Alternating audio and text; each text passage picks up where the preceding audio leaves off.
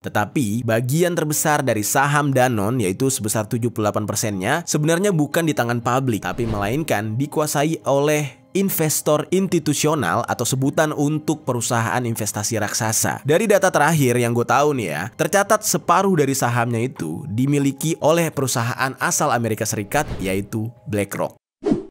Yo geng, tekan tombol subscribe geng. Hey yo, what's good? Welcome back to Kamar Jerry.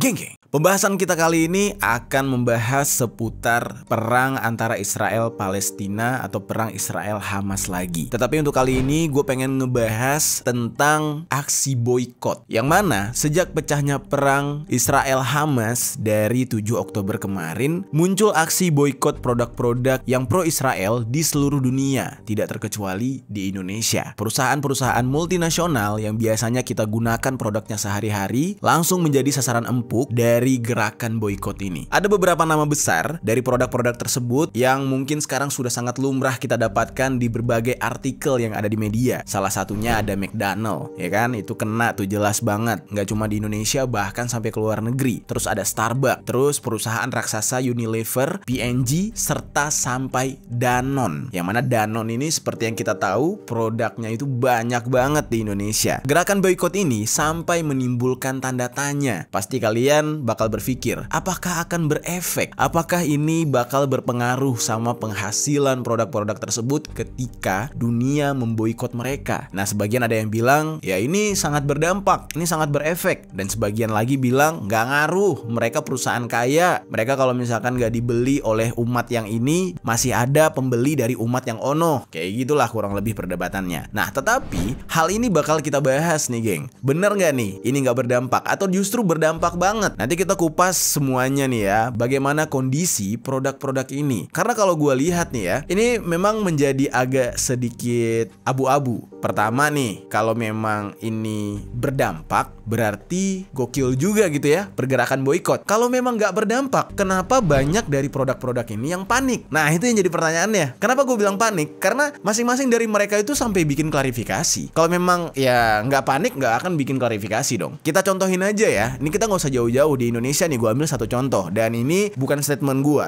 tapi kalian bisa lihat di berita-berita yang ada di seluruh media. Salah satu contohnya gue ambil dari pihak Danone Indonesia. Karena ya Danone kan termasuk perusahaan besar ya di Indonesia. Pihak Danone Indonesia termasuk yang paling gercep gitu ya, merespon gerakan boykot. Melalui Corporate Communication Director Danone Indonesia, yaitu Pak Arif Mujahidin, mengatakan kalau Danone tidak beroperasi, tidak berinvestasi, dan tidak punya pabrik di Israel. Agak aneh gitu ya. Nanti kita bakal bahas nih keterhubungan beberapa produk nih ya yang ada di dunia dengan Israel ini dan bagaimana dampaknya dari boykot ini. Dan geng, perlu kalian ketahui, dari sekian banyak produk-produk yang menjadi target boykot yang ada di dunia ini, Danone terkhususnya di Indonesia sering banget menjadi target dari pihak pro Palestina. Nah, di sini nanti gue bakal kupas tuntas juga. Emang seberapa Israelkah Danone ini sehingga selalu menjadi target dari boykot orang-orang yang pro terhadap Palestina? Oke, sekarang kita bakal bahas satu persatu tentang kasus ini di sisi lain.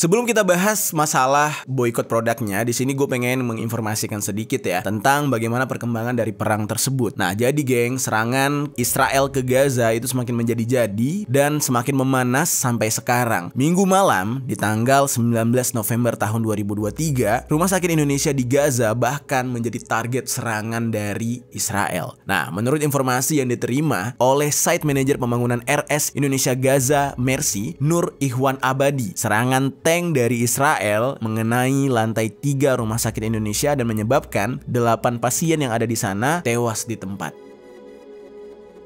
Jadi ini kejam banget dan membuat dunia benar-benar geram dengan aksi Israel. Total korban tewas di dalam serangan itu ada 12 orang dan ratusan lainnya mengalami luka-luka yang cukup berat. Lalu yang membuat Indonesia jadi sakit hati nih terhadap serangan itu gara-gara ada 3 orang relawan asal Indonesia yang sampai sekarang dinyatakan hilang. Jadi nggak diketahui nih meninggalkah atau dijadikan sandra kah atau mungkin tertimbun di bawah reruntuhan. Untuk itu ya mungkin kita hanya bisa mendoakan gitu ya, semoga mereka bertiga saudara kita ini bisa ditemukan dalam kondisi selamat. Amin ya rabbal alamin. Dari sejak awal serangan nih geng ya sampai sekarang sudah ada 13.000 jiwa yang didominasi oleh anak-anak, perempuan serta lansia yang menjadi korban. Nah, sadisnya serangan ini bukan mengarah kepada para tentara atau para milisi, tetapi juga menargetkan warga sipil, pemukiman-pemukiman padat, sekolah, pusat perbelanjaan dan bahkan tempat ibadah. Tempat ibadah tuh mau masjid, gereja itu semua di bumi hanguskan oleh pasukan Israel. Akibat banyaknya serangan dari Israel yang mengarah kepada fasilitas publik nih geng, sampai saat sekarang ini 21 dari 35 rumah sakit yang ada di Gaza termasuk pusat kanker di wilayah tersebut tidak berfungsi sama sekali alias di take down semuanya. Dan kondisi di Palestina sekarang benar-benar memprihatinkan. Kalian bisa bayangkan ya geng, yang mengerikannya adalah dari total ratusan ribu para korban yang masih bisa diselamatkan misalnya. Nah, mereka itu sekarang justru sudah mulai kehabisan stok obat. Ada beberapa dari mereka yang dioperasi dalam kondisi tanpa memakai obat bius. Gue sempat melihat satu video yang menampilkan seseorang yang sedang dioperasi hanya bermodalkan dia membaca ayat sambil ya bagian tubuhnya itu dijahit, dipotong. Itu nggak pakai obat bius lagi karena ya udah nggak ada pilihan, stok obatnya udah nggak ada. Karena untuk persediaan makanan, stok obat dan segala bala bantuan lain itu dihadang dan ditahan oleh Israel agar tidak masuk ke wilayah Gaza, Palestina. Udah gitu, warga sipil yang berhasil melarikan diri di dalam persembunyiannya, mereka juga sekarang dilanda kelaparan dan krisis air bersih. Ratusan ribu warga Palestina yang saat ini selamat dari serangan, mereka sedang berusaha berlindung, bersembunyi, justru sengaja dikepung oleh tentara Zionis Israel dan dibiarkan menderita hingga tewas secara perlahan-lahan. Dan kekejaman Israel terhadap Palestina ini sekarang sudah memicu berbagai reaksi dari banyak pihak di dunia internasional. Banyak para tokoh dunia yang mengecam aksi mereka ini. Dan bahkan sampai saat sekarang ini sudah banyak tentara-tentara, pemerintahan negara yang ikut ambil andil di dalam peperangan ini. Ya kita bisa lihat ya, beberapa negara Latin sudah memutuskan hubungan diplomatiknya dengan Israel. Terus juga beberapa pasukan militer di Timur Tengah juga sudah mulai bersiap ingin bergabung dengan Hamas untuk melakukan serangan balasan terhadap Israel.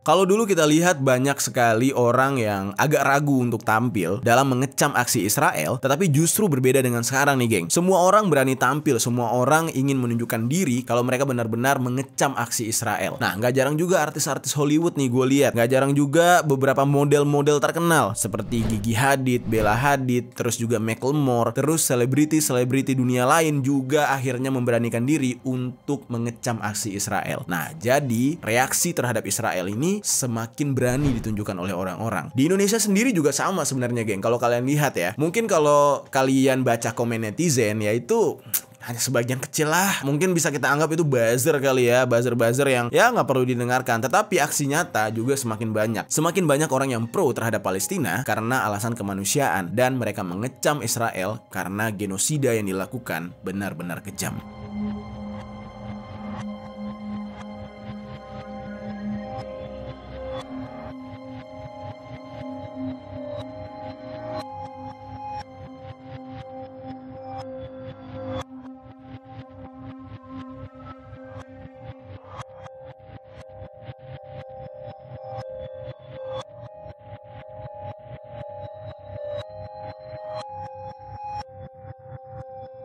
Lalu kalau kita baca nih ya, komen-komen yang ada di media sosial, kita ambil contohnya aja di Indonesia. Banyak orang yang bertikai, ada beberapa akun palsu atau fake account gitu ya, yang berkomentar mereka pro Israel, tapi ketika dibales hilang gitu. Nah, dari beberapa komen-komen di sana, banyak yang mengatakan orang Indonesia cuman komen doang, nggak ada aksi. Nah, sebenarnya itu adalah komentar yang sangat salah menurut gue nih. Kita memang tidak bisa ikut andil dalam peperangan. Kita nggak bisa turun langsung ke sana, kita nggak bisa berangkat ke Palestina, ya mengingat mengingat satu dan lain hal lah, keterbatasan kita banyak gitu ya, soal perizinan, biaya dan lain-lain. Dan kita kan jauh dari Timur Tengah gitu. Ya yang masuk akal aja lah. Nggak mungkin lah kita berjuang juga harus ikut turun langsung perang gitu. Kan masih banyak cara lain yang bisa kita gunakan untuk mensupport saudara-saudara kita. Nah, salah satu langkah yang dilakukan oleh masyarakat Indonesia yang pro terhadap Palestina untuk mengecam Israel adalah dengan memboikot produk-produk yang pro terhadap Israel. Produk pro Israel itu gimana maksudnya? Apakah itu produk yang dimiliki oleh Israel? Apakah itu hanya produk-produk dari para pengusaha Israel? Jawabannya tentu enggak. Produk pro Israel itu yang nggak mesti berasal dari Israel. Bisa aja itu berasal dari negara manapun, tetapi mereka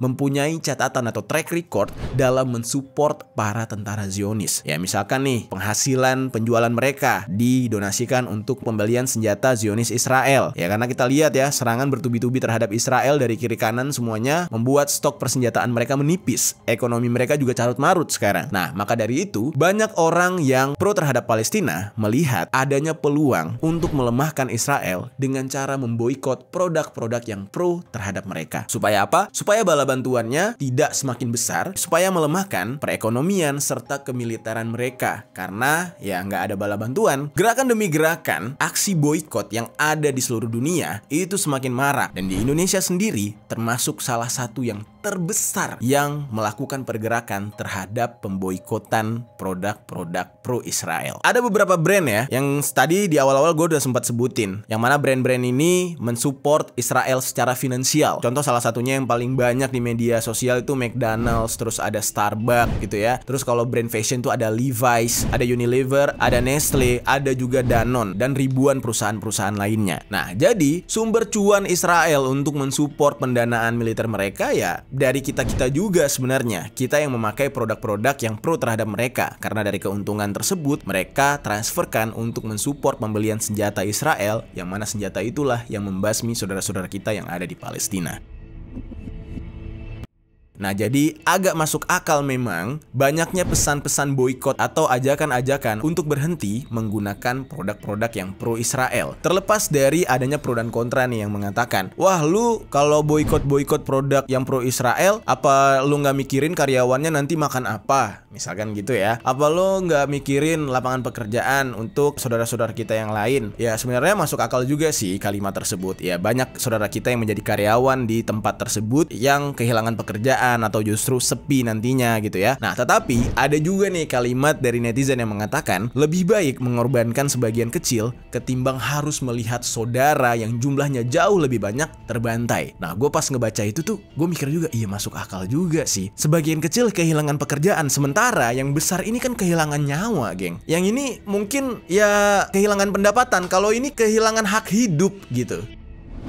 Oke, sekarang kita kembali lagi ke pembahasan boikot tadi. Nah, ternyata nih geng, setelah gue baca beberapa artikel ya, dampak dari boikot terhadap produk-produk pro Israel itu berdampak banget. Ya, gue nggak perlu ngebahas McD, gue nggak perlu bahas Starbucks gitu ya, karena kan itu udah sangat-sangat mainstream lah di media massa, di semua artikel tuh udah ngebahas lah soal brand makanan ini. Nah, yang gue kagetkan adalah salah satu boikot terhadap produk besar atau produk raksasa yang bernama Danone. Wah, gue kaget banget tuh. Karena kenapa? Danone ini kan salah satu brand yang mengeluarkan banyak produk untuk kebutuhan sehari-hari kita di Indonesia. Dan gue juga baru tahu nih, ternyata dari aksi boikot terhadap produk-produk pro Israel, Danone termasuk. Dan gue jadi kaget, wah bener gak sih nih Danone selama ini support Israel? Berarti selama ini gue mengkonsumsi atau menjadi konsumen produk Danone, gila penghasilannya buat Israel dong, buat ngebantai saudara gue dong. Gue mikirnya kayak gitu kan. Nah tapi ya sebagai seorang manusia yang punya akal dan pikiran, gue gak mau percaya gitu aja.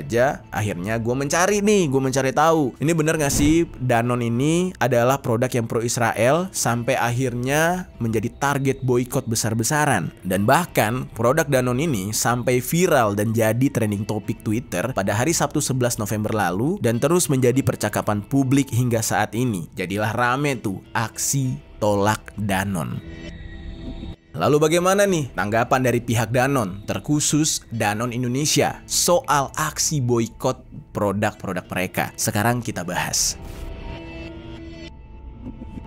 Segera setelah seruan boikot terhadap produk yang cukup besar di Indonesia yaitu Danone, nah pihak mereka langsung mengambil tindakan atau reaksi atas aksi ini. Kalau kita lihat banyak brand-brand yang sebenarnya panik gitu ya, banyak yang panik yang mencoba klarifikasi tentang boikot ini, tetapi sebagian besar lainnya memilih untuk anteng-anteng aja. Nah salah satu yang bereaksi banget itu ya Danone, terus ada McD dan juga beberapa brand besar lain. Nah di sini gue melihat Danone itu salah satu brand yang menjadi target boykot dengan respon yang cukup cepat, alias mereka langsung bereaksi atas boykot ini. Nah terus gue juga terfokus pada isi klarifikasi pihak Danone ini, geng. Seperti misalkan yang diberitakan di Tempo. Jadi di media Tempo diberitakan Corporate Communication Director Danone Indonesia yaitu Pak Arief Mujahidin membantah Danone ada hubungannya dengan Israel. Nah di Tempo tuh jelas banget tuh ya beritanya. Lalu Pak Arief ini mengatakan Danone adalah perusahaan publik yang beroperasi di 120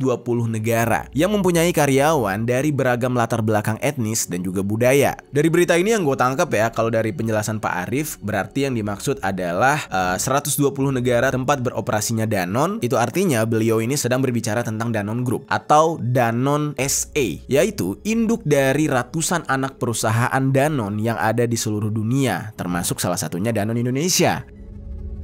Nah, Pak Arief ini dengan sangat tegas sebagai juru bicara Danone Indonesia menyatakan kalau Danone Group, yang artinya berarti ini perusahaan induknya gitu ya, dikatakan tidak berinvestasi, tidak beroperasi, dan tidak memiliki pabrik atau terafiliasi dengan Israel. Nah, pengakuan dari Pak Arief. Ini yang justru bikin gue penasaran nih, geng. Bener gak sih pernyataan dari Pak Arief ini gitu? Kalau memang bener berarti apa yang diboikot oleh masyarakat Indonesia selama ini salah dong ya. Kalau memang Danone tidak ada keterikatannya dengan Israel. Tapi yang jadi pertanyaan gue, apakah masyarakat Indonesia sebodoh itu memboikot sebuah barang tanpa survei terlebih dahulu, ya kan? Ya masa iya lo ngeboikot aja sih nggak ngelihat latar belakangnya? Nih Pak Arief udah ngomong, udah angkat bicara, dikatakan Danone tidak ada hubungannya dengan Israel. Nah lalu gue berinisiatif nih untuk nyari tahu bener nggak sih nggak ada hubungannya sama Israel. Karena saking penasarannya, gue membaca lagi nih poin-poin klarifikasi. Yang mana poin-poin klarifikasi dari Danone Indonesia yang diwakilkan oleh Pak Arief ternyata agak sedikit berbeda nih dengan pengetahuan kita selama ini soal Danone. Karena kalau lu lihat nih ya dari track recordnya, Danone ini sering sekali masuk top list target boykot dari dulu. Pokoknya kalau udah ada berita tentang genosida terhadap Palestina, pasti Danone ini masuk ke dalam target boykot. Nih kalian bisa lihat sendiri lah. Terus tiba-tiba pihak Danone Indonesia secara terang-terangan mengatakan kalau Danone Group nggak ada hubungannya sama Israel. Nih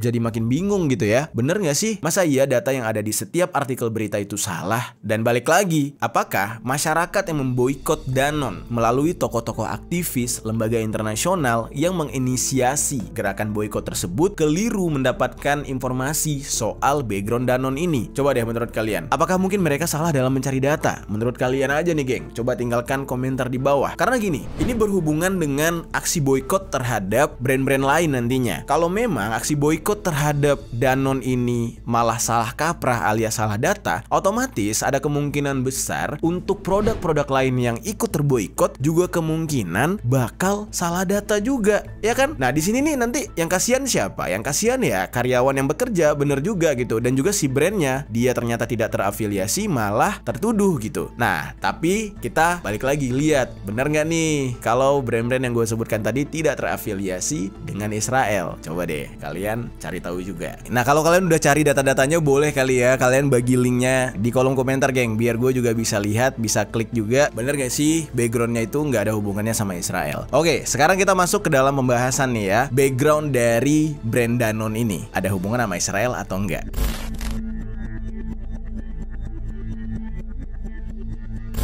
Jadi geng, di sini gue lakukan riset kecil-kecilan gitu ya, melihat fakta di balik itu semua tentang pernyataan dari Danone Indonesia bahwa Danone tidak ada hubungannya dengan Israel dan dikatakan juga tidak beroperasi, tidak berinvestasi, bahkan tidak punya pabrik di Israel. Nah, karena ini semua kan bakal berhubungan dengan ya reputasi para aktivis kita juga ya, yang sedang berjuang untuk memboikot produk-produk dari Israel agar Israel tidak terus-menerus mendapatkan bala bantuan dalam membombardir saudara-saudara kita di Palestina. Mungkin kita bisa bahas dulu nih ya, berawal dari kisah Danone nih.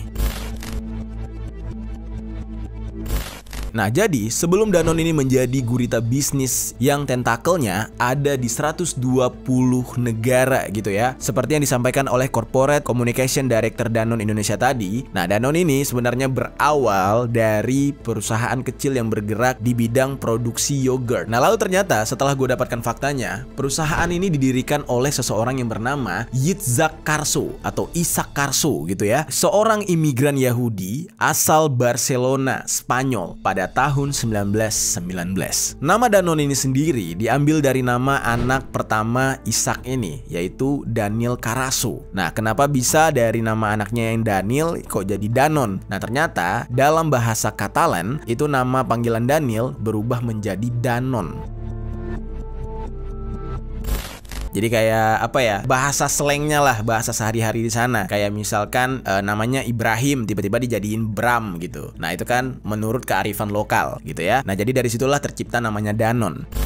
Nah, lalu geng, logo Danone yang cukup ikonik itu kabarnya adalah foto dari Daniel kecil yang digambarkan sedang memandang bintang. Dan Ishak ini adalah tipikal ayah yang sangat sayang kepada anaknya, yaitu si Daniel tadi. Lalu singkat cerita geng, Daniel ini sebagai inspirasi ayahnya dalam menciptakan brand Danone tadi, ternyata di masa depannya memiliki peran yang sangat penting dalam menjadikan Danone salah satu perusahaan makanan serta minuman terbesar di dunia yang anak usaha serta produknya ada di hampir seluruh negara termasuk negara kita, Indonesia. Dan sebelum menjadi perusahaan multinasional, Danone ternyata punya sejarah yang cukup panjang juga. Penuh lika-liku, penuh perjuangan. Yang mana di saat itu, setelah si Daniel besar gitu ya, Daniel Karso tadi besar, bisnis ayahnya yang bernama Danone ini dia take over dan dia yang ngembangin. Nah, tiba-tiba di zaman itu kan seperti yang kita tahu ya, umat Yahudi menjadi incaran Jerman, incaran Nazi Jerman. Dan kebetulan pada era Perang Dunia Kedua, Prancis diduduki oleh Jerman yang menyebabkan Daniel Karso ini harus memindahkan bisnisnya berkali-kali dan berakhir di Amerika Serikat karena background keluarganya dia yang merupakan Yahudi Sephardic. Dimulai dari tahun 1941, Daniel ini terpaksa menetap di Amerika untuk menghindari tentara Nazi Jerman, dan di sanalah dia mencoba untuk mengembangkan perusahaan Danone ini sampai pada akhirnya setelah Perang Dunia mulai mereda, dia baru kembali lagi ke Prancis pada tahun 1953 dan kembali fokus membesarkan perusahaannya itu hingga menjadi raksasa seperti saat sekarang ini. Nah, dari situ kita udah bisa lihat ya, berarti background dari perusahaan ini didirikan oleh keluarga Yahudi.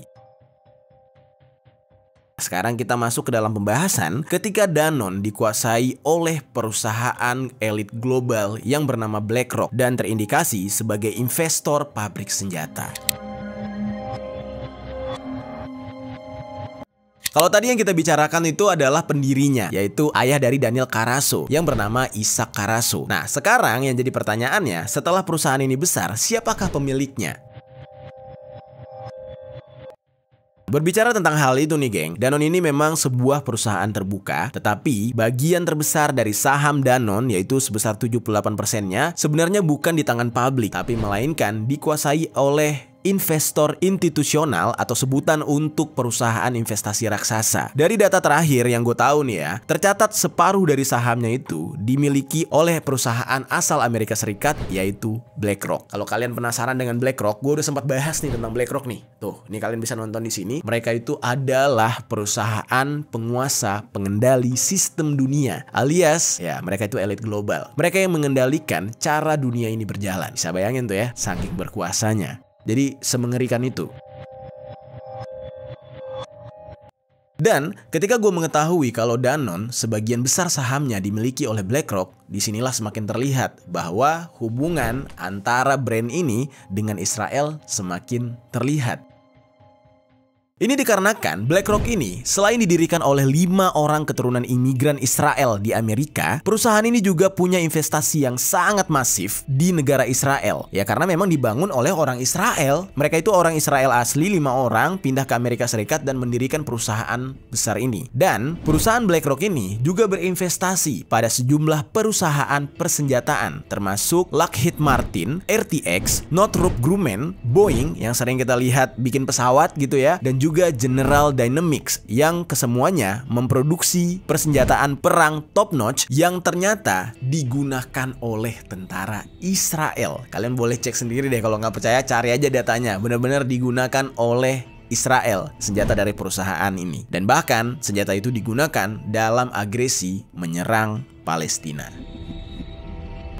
Jadi singkat ceritanya nih ya, kesimpulannya adalah BlackRock selaku pemilik saham terbesar di Danone adalah bandar dari perusahaan-perusahaan yang mempersenjatai mesin-mesin perang, salah satunya untuk negara Israel. Yang problematik nggak cuma soal bisnisnya dari BlackRock ini, bosnya aja juga problematik banget. Kalian pasti pernah dengar bosnya yang bernama Larry Fink. Nah, Larry Fink ini di banyak postingan media sosialnya tidak segan menunjukkan kalau dia itu adalah pendukung hardcore rezim apartheid Israel. Bahkan ya, beberapa waktu lalu di New York, ketika banyak orang Yahudi Amerika Serikat itu justru mengecam aksi Zionis Israel nih. Padahal Yahudi nih ya, mereka tuh nggak setuju dengan aksi Zionis Israel dalam genosida yang terjadi di Palestina. Nah, tiba-tiba Larry Fink, yang kebetulan dia adalah seorang Yahudi juga, itu justru mensupport Israel. Dia justru mengatakan dia mengecam Hamas. Dan belum cukup sampai di situ, dia juga sempat memberikan beberapa list kecaman terhadap negara-negara yang melakukan agresi atau genosida. Tetapi justru dia tidak menyebut Israel sama sekali. Yang seolah-olah apa yang dilakukan oleh Israel ini bukan terjadi di muka bumi. Jadi kayak dia nggak ngeliat gitu apa yang dilakukan oleh Israel terhadap Palestina. Nah, jadilah di situ nih ya, sikap Larry Fink, terus juga pembuktian kalau BlackRock adalah salah satu pendana besar terhadap angkatan militer Israel, akhirnya dikuliklah oleh banyak orang, oleh para aktivis dan bahkan oleh netizen, produk apa saja yang disupport oleh BlackRock. Yang berarti penghasilan dari produk tersebut akan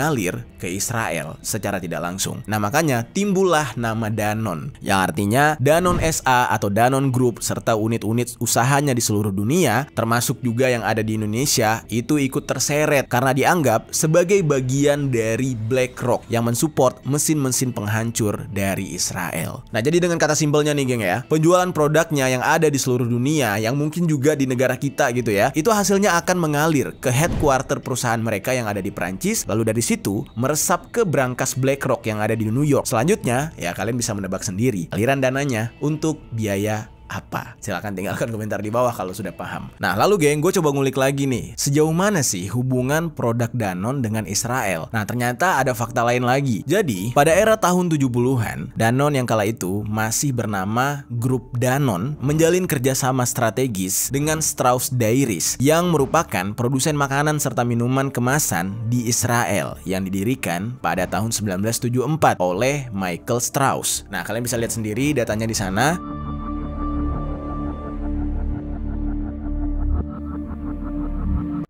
Nah, lalu pada tahun 1982, dengan merebaknya gerakan boikot terhadap produk Israel yang terjadi di Arab, Danone akhirnya memutuskan untuk angkat kaki atau menarik diri dari Israel, alias meninggalkan kerjasama strategisnya dengan Strauss Dairies tadi. Lalu singkat cerita, pada tahun 1996, setelah 14 tahun mereka mangkir alias menjauh nih dari hal yang berhubungan dengan Israel agar menghindari kemarahan Arab di saat itu. Akhirnya, Danone kembali lagi di bulan Desember tahun 1996. Danone membeli 20% saham Strauss Health Ltd yang sebelumnya bernama Strauss Dairies Ltd dan juga Strauss Holdings yang sebelumnya bernama Strauss Naharia Dairy Ltd. Nah, kehadiran kembali Danone bersama Strauss ini memuluskan jalan Strauss menjadi raksasa makanan serta minuman kemasan di Israel. Nah, jadi menurut gua nih ya, ada benarnya nih pernyataan dari Pak Arief Mujahidin selaku Corporate Communication Director Danone Indonesia tentang Danone yang tidak memiliki pabrik di Israel. Nah, tetapi itu secara kasat mata alias yang terlihat gitu ya. Namun di balik itu semua, ternyata Danone juga mendapatkan keuntungan besar dari operasi dan bisnis salah satu perusahaan makanan dan minuman kemasan terbesar, yaitu Strauss Health Ltd. Nah, jadi bisa dikatakan ya, Strauss tadi itu mendapatkan keuntungan besar di tengah kependudukan Israel, genosida Israel atas bangsa Palestina. Danone yang memiliki kerjasama dengan mereka, itu artinya ikut kecipratan gitu ya, keuntungan dari hal itu. Tapi apakah Danone Indonesia juga sama? Nah, itu semuanya gue kembalikan kepada kalian. Menurut kalian gimana gitu? Karena kan sudah terlanjur nih di Indonesia boikot terhadap brand-brand besar, salah satunya Danone sudah terjadi. Gue juga berharap nih ya, buat kalian yang memboikot brand-brand tersebut harus mencari tahu faktanya juga, geng. Jangan asal Israel boykot aja? Sebenarnya cukup gampang untuk kalian mencari referensinya. Ya cukup buka internet, sekarang banyak berita atau artikel-artikel mengenai produk-produk yang pro Israel. Ya kalau memang tujuan kalian pengen ngeboikot. Nah salah satunya seperti yang sedang gue bahas tentang Danone ini. Dan bahkan gue menemukan banyak sekali artikel, berita pada bulan Mei tahun 2023 tentang Danone yang terus meningkatkan investasinya di Israel. Salah satu beritanya itu diberitakan oleh The Times of Israel. Ini udah jelas banget ya dari datanya, kalian bisa lihat sendiri tuh. Yang ngeberitain tuh The Times of Israel. Dikatakan kalau Danone telah melakukan investasi strategis bernilai jutaan dolar di perusahaan rintisan di Israel, yaitu Imagine Dairy Ltd yang bergerak dalam pengembangan produk susu non-hewani.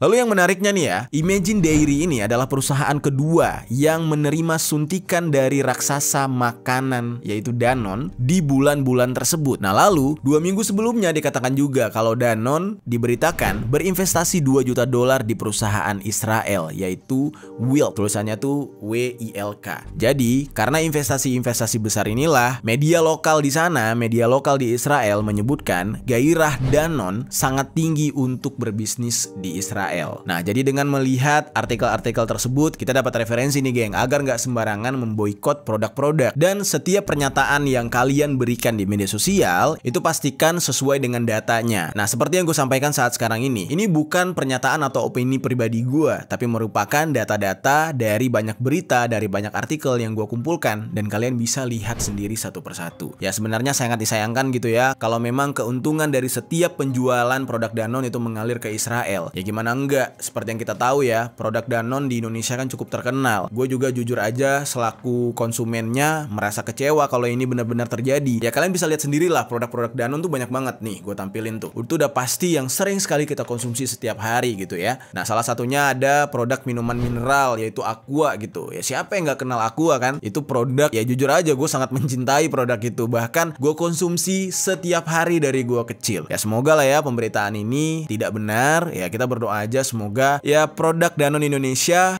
tidak mengalirkan dananya ke Israel. Tetapi sejauh yang kita lihat ya ada indikasi sih. Cuman ya udahlah, semoga lah kalau memang selama ini ada alirannya ya segera di stop aja lah, segera di stop gitu. Semoga apa yang kita beli selama ini, apa yang kita konsumsi selama ini tidak menjadikan saudara-saudara kita terbantai di Palestina sana. Nah, sekarang pembahasan terakhir nih, gue pengen bahas ke kalian. Apa sih dampak dari boykot? Apakah itu benar-benar akan berpengaruh? Ternyata nih geng ya, dari data yang gue kumpulkan nih, boykot itu udah sering terjadi. Gak cuma pada momen perang Israel-Palestina doang. Karena kan memang banyak problem-problem yang menggerakkan massa untuk memboikot sebuah produk. Lalu kalau kita berbicara tentang boykot produk Israel, ternyata nih geng, pada tahun 2014 pernah terjadi pemboikotan yang sama, yaitu terhadap produk yang pro-Israel. Saat itu, tentara Israel atau yang biasa disebut dengan IDF melakukan penyerangan ke Gaza yang berlangsung selama 7 minggu. Lalu banyak orang yang mengecam aksi tersebut karena aksi yang dilakukan oleh Israel ini dianggap melanggar hukum internasional, yang akibatnya membuat banyak orang tergerak untuk mengecam Israel. Ya karena nggak bisa ikut berperang tadi, maka dilakukanlah aksi boykot. Aksi boykot ini bisa dikatakan terorganisir terhadap segala sesuatu yang berkaitan dengan Israel. Dan ternyata hal ini benar-benar berdampak, yaitu investasi asing di Israel turun hampir 50%. Wah gila, bisa-bisa tuh negara ya mengalami kebangkrutan dari beberapa sektor tuh, 50% loh. Dan laporan tersebut benar-benar nyata karena diterbitkan oleh United Nations Conference on Trade and Development atau disingkat UNCTAD.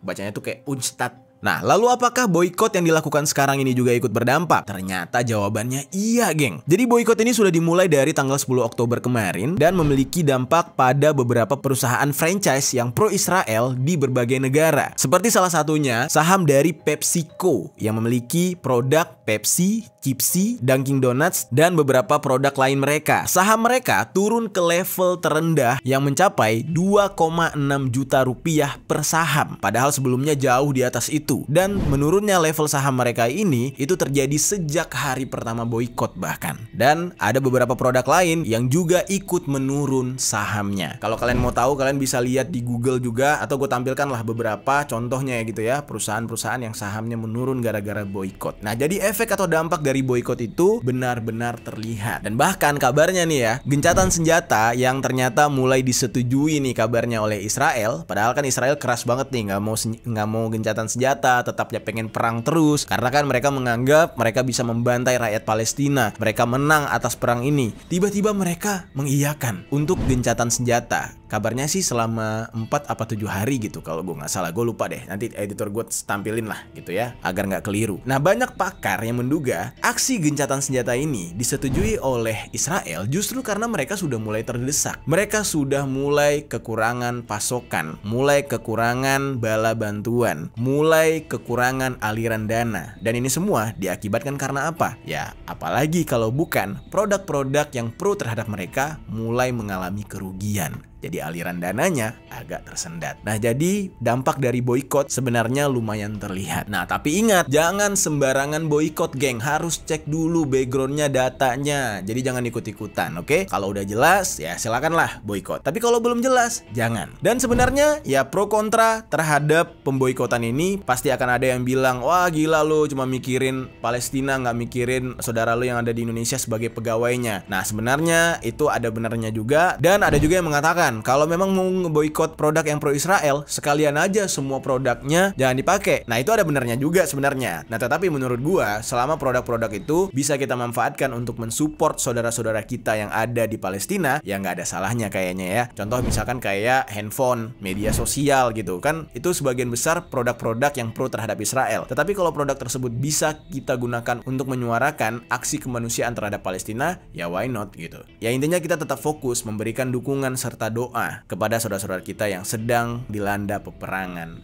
di Palestina sana. Semoga semuanya cepat terselesaikan dan saudara-saudara kita mendapatkan hak-haknya atas tanah mereka. Amin ya rabbal alamin.